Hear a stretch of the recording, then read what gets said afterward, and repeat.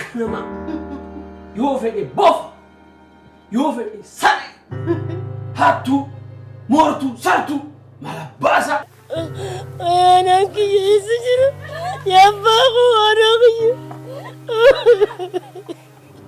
قبضوا بدن طلع هذا فكت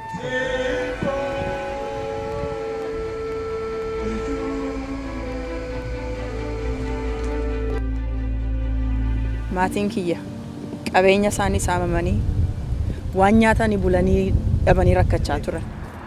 Aan iddoo isaa waan fedhan illee na godhanii waan na qoqqannatti hin fakkaatu.